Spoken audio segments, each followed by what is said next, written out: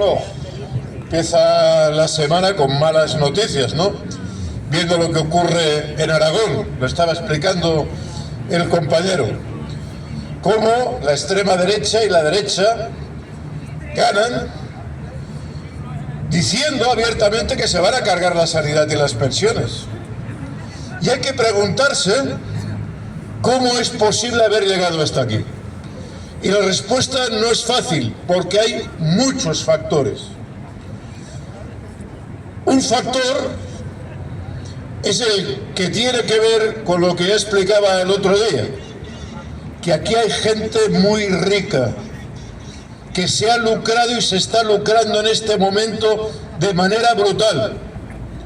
En el mundo, desde el 2017 a la actualidad, hemos visto cómo los salarios pasaban de ser el 66% de lo que producía el mundo a ser el 52%. Alguien se está llevando lo que producimos. Y eso tiene nombres y apellidos en todos los lugares, también en España. Y os propongo que hagamos un repaso y veamos quién aquí se está enriqueciendo. Y encontramos primero de la lista a Mancio Ortega, multimillonario, lo sabemos, o la gente ya sabe, con Inditex, la industria textil deslocalizada por todo el mundo.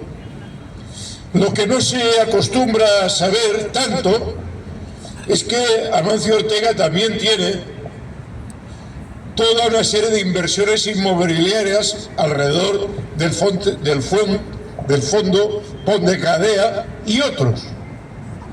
Es decir, Amancio Ortega, cada vez que se desahucia gente, cada vez que se expulsa gente de las ciudades, engrosa su fondo inmobiliario. ¿Creéis que tiene algún interés en que esto cambie? Por supuesto que no. Segundo en la lista, segunda, su hija, Sandra Ortega, la segunda fortuna de este país. Su negocio, evidentemente, participaciones en Inditex, pero fondos de inversión en los inmobiliarios y en la sanidad. ¿De qué depende de que la sanidad privada siga creciendo en este país? Desde que se cargue la pública. ¿Quién le hace el mayor favor a Sandra? Conselleras como la que tenemos aquí. Porque cada vez que alguien se queda sin atención, cada vez que la Consellería de Sanidad desvía de la sanidad pública a la sanidad privada una analítica, un servicio, un tratamiento, es negocio para los fondos de inversión de sanidad. Tercero en este país, Rafael del Pino Calvo Sotelo, de buena familia. ¿A qué se dedica ese hombre? A Ferrovial, a las constructoras, al mantenimiento de las carreteras y los ferrocarriles. ¿De qué viven? Del erario público, de subcontratas, de hacer mal los trabajos, que se caigan los puentes, que no se hagan bien los mantenimientos de las infraestructuras, que quiebren los puertos o las ferrovías. ¿Creéis que este señor Rafael del Pino tiene algún interés en que haya un gobierno que supervise la obra pública? ¿O lo que quiere es más subcontratas, más liberalización y menos control? Tercer personaje, Joan Roig, Mercadona. ¿Creéis que Joan Roig tiene mucho interés en que nuestros campesinos puedan vivir de la tierra? ¿O quiere obtener productos de donde sea del mundo al precio que sea, aunque sea con trabajo infantil o con toxinas o con lo que sea? Aunque esto suponga que nuestro país se quede sin agricultores, a que perdamos la soberanía alimentaria. ¿Creéis que Joan Roig tiene algún interés en cambiar el modelo alimentario y el modelo agrario de este país? No. Y el último de los 5, porque no voy a seguir, Juan Carlos Escotet. Negocios, fondos de inversión, a la caza de las pensiones. Tenemos aquí una serie de personajes que ellos sí tienen muy claro cuál es su interés y que hacen otra cosa, que es financiar a las fuerzas políticas, sobornarlas, promover liderazgos, promover rupturas entre la izquierda y promover fuerzas de extrema derecha. ¿Cómo lo hacen? A través de acaparar el mensaje mediático. Hoy nuestros jóvenes ya no ven la televisión, pero se comen horas y horas de pantalla en que reciben continuamente mensajes de influencers pagados, porque cada vez que les entra algo en la pantalla, alguien ha pagado para que llegue ese mensaje y vayan repitiendo que aquí con Franco se vivía mejor, que los viejos explotan a los jóvenes. Por cierto, también lo que nadie tampoco acostumbra a decir es que de esta retahíla de personajes el 80% tiene más de 75 años. Se ve que para que los multimillonarios vivan muchos años no hay problema, pero para que los trabajadores y trabajadoras vivamos muchos años, ahí ya está la dificultad y ya está el problema demográfico. Anda narices también este asunto. Pero siguiendo en esta cuestión, ellos bombardean informativamente, distorsionan, y podemos pensar, es que nuestros jóvenes tienen poca capacidad crítica. Bueno, es verdad. Otro de los factores es que hemos vivido unas nuevas generaciones que sus padres han tenido que trabajar, el padre y la madre, que los contactos directos de familia a la hora de comer, de intercambiar información, se han ido reduciendo casi hasta la inexistencia. Te saludas, pero no hablas a la hora de comer porque se come por separado. No hay convivencia, hay atomización de las personas desde la guardería, hay ruptura de la memoria histórica. Y entonces son muy fácilmente manipulables. Pero no son los primeros. Mirad, en los años 30 en Europa, con una crisis terrible, ¿quién controlaba la información? La prensa. Pero apareció un nuevo medio, que era revolucionario, que dejaba a la gente con la boca abierta. Era la radio. Y en plena crisis, hundimiento de Alemania, esa radio privada, ¿qué mensajes daba? La del nazismo, la que de la culpa de toda esa miseria no lo tenían los que se habían lucrado con la Gran Guerra, los Kraft, los empresarios siderúrgicos, los que hicieron negocio matando a millones de personas. No, la culpa la tenían los judíos, la tenía la gente que estaba tullida y que gastaba demasiado en sanidad. Y hacía falta recuperar al pueblo ario, al pueblo alemán, y que volverían a ser grandes. Repetido día y noche por la radio, se lo acabaron tragando. Y por cierto, también acabaron pagando ese pueblo alemán por esas fechorías. Como siempre, lo pagaron la gente trabajadora, que fue la que murió en el frente. Porque los que estaban al frente de las siderúrgicas, de las grandes empresas mineras, textiles y químicas alemanas como la Bayer, siguieron las mismas familias, Pasó la guerra y anda caramba, los Thyssen, los Bayer, siguieron al frente de las mismas empresas después de haber sembrado la muerte por toda Europa y dentro de Alemania, con los millones de jóvenes que murieron en Rusia. Y ahora nos vuelven con la misma, ahora no es la radio, ahora es internet. Venga a machacar. Y tienen efecto. Y lo vemos, lo hemos visto este fin de semana en Aragón. ¿Cómo es posible que un territorio destrozado por la Unión Europea, con los campesinos destruidos, con servicios en decadencia, con infraestructuras que olvidan la región, acabe votando por la extrema derecha? Bueno, hay otra razón también, la abstención. También llega un momento que el pueblo nos cansamos y decidimos no participar. Hay muchas razones para ello. Pero claro, a veces resulta que tiras piedras sobre tu propia cabeza, porque no vas a votar y mira lo que te sale. También en este país, en los años 30, en el 33, hubo un momento en que la mayor parte de fuerzas sociales de izquierdas, cabreados por la insuficiencia del gobierno, se abstuvo y ganó la derecha. Y anda narices, en la siguiente bien que votaron a Frente Popular porque supieron lo que significaba que gobernara la derecha. Asesinatos, 30.000 personas en la cárcel, bajada de salarios. Bien, estamos en una situación que en cierta manera se parece a esto.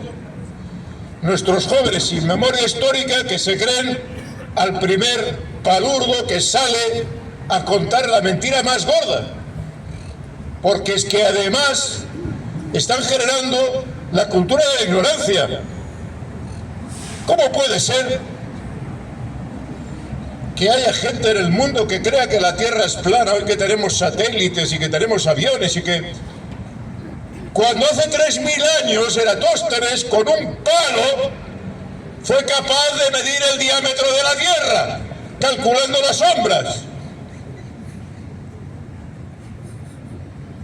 Eratóstenes nos hace, digamos, sentirnos contentos de que la raza humana es capaz de pensar, de crear, pero a la vez los terraplanistas de hoy nos hacen dar vergüenza de la raza humana, de a cómo se puede llegar de idiota, de negar lo evidente, de no entender que los muertos los van a poner los votantes jóvenes. Pero hay otro elemento también, y es que estos oligarcas compran a los políticos, corrompen la vida institucional, y esto provoca desánimo. Esta semana nos caía unas declaraciones de Pepe Álvarez, secretario general de la UGT, que decía, no os lo perdáis, que hay que ser sensibles a algunas multinacionales y que hay que financiar el gasto de defensa con un impuesto que paguemos todos los ciudadanos. Desde luego esto no lo han dicho los militantes, los afiliados de la UGT en las fábricas, en sus asambleas. No, lo dice un tipo que se descuelga y que lo que provoca es la desafiliación masiva. ¿Cómo puede ser que hayan estado cuestionando poner impuestos a estos oligarcas que tenemos aquí? No en Estados Unidos, aquí, que se están forrando con nuestra sanidad, con las vías que no funcionan, y luego digan que lo hemos de pagar entre todos, y no las pensiones, no, el gasto militar. ¿Quién va a ir al frente si vienen guerras? Nuestros jóvenes. Mirad, de esos igual sí que nosotros nos libramos, pero ellos serán los primeros. Quizás ahora con esa modernidad ya no discriminarán entre hombres y mujeres, que los maten a todos. Frente a ello, Nos queda la palabra, nos queda el mensaje, y no es cierto que todo esté perdido. También tenemos ejemplos positivos. A veces lo malo es que la gente solo aprende cuando recibe un cop de bastó. Eso que le explicas al niño: nene, no pongas los dedos en el enchufe, no te metas los dedos en el fuego. Y a veces resulta que no lo aprenden hasta que se queman o les pilla la... Y claro, también este fin de semana ha habido otras elecciones. En Luisiana, uno de los estados más conservadores y reaccionarios de los Estados Unidos. Y mirad, allá donde ganó Trump con el 70% de votos en Luisiana, ahora que han tenido que hacer esto que hace, que se muere un diputado y lo tienen que sustituir, ha ganado el diputado demócrata por el 70%. En medio año la gente ha cambiado radicalmente. ¿Por qué? Porque les ha caído al cop de bastó en la cabeza la persecución a los emigrantes, porque también hubo latinos que votaban esa imbecilidad, porque hubo jóvenes que se creían el discurso de volver a ser grandes. No, ¿grandes de qué? Lo único que benefician es a estos oligarcas que intoxican a la gente, que sobornan a la gente que dice representarnos, los compran para que se peleen, para que den imágenes deplorables. ¿Qué hacía la izquierda dividida en Aragón? Mientras nos estaban aplicando recortes a las pensiones, a los salarios, despidiendo gente de las multinacionales, maltratando a los campesinos. No, quítate tú para meterme yo, vamos a hacer unas elecciones o votaciones por internet a ver quién es el más guapo para ir delante detrás, y no hablamos de qué vamos a hacer. ¿Cómo podemos conseguirlo? Con la movilización social, esa que, como explicaba ahora Josep, estamos planteando en defensa del escudo social. Que se pronuncien, que digan los dirigentes si están dispuestos a que se desarrolle ese escudo social y se extienda o no, si están dispuestos a proteger a la gente que se desahucia, a las pensiones de la gente mayor, si están dispuestos a defender una sanidad pública para la gente en lugar de promover la sanidad privada para los oligarcas. Que se pronuncien y que actúen. ¿Y cuál es la manera de interlocutar? La movilización. No hay otra. La movilización que COESBE plantea para esta última semana de febrero, pero que hay que continuar con la PAC, con todos aquellos compañeros y compañeras sindicalistas de las fuerzas políticas que sean, pero que están dispuestos a tomar la iniciativa, no a esperar que les digan que no se puede hacer nada, que hay que resignarse. Tenemos un entorno que es capaz de mantener con dignidad la vida. Nuestro país está aumentando la producción. Tenemos la posibilidad de tener un país mejor, con mejor sanidad, porque tenemos médicos que no tienen por qué marchar del país, se les puede dar trabajo aquí. Si en lugar de gastarnos en tanques comprados en Estados Unidos, nos lo gastamos en dar plazas de médicos, de gente de enfermería, de maestros y maestras. Tenemos la posibilidad de vivir mejor entre todos si tomamos el rumbo en nuestras manos. Y mirad, estos días pensaba en una vieja película, la primera que hizo Bertolucci, y que antes de la revolución, prima de la revolución, en que acababa diciendo el capitán que perseguía la ballena blanca: mirad, tripulantes, hay que seguir luchando siempre sin detenerse, hasta el fin del mundo, frente al monstruo que sea, frente a toda adversidad y dificultad, hay que seguir luchando hasta acabar con él, con ese monstruo que se come a las personas. Y ese monstruo en el siglo XXI son las financieras, son los oligarcas. Y los tripulantes somos nosotros, la gente común. Quizás algunos no veremos el monstruo liquidado, pero mientras sigamos respirando vamos a luchar por clavarle el arpón en el pellejo y acabar con las guerras, acabar con la miseria de la gente y exigir y conseguir una redistribución de la riqueza que creamos entre todos. Gobierne quien gobierne, las pensiones se defienden.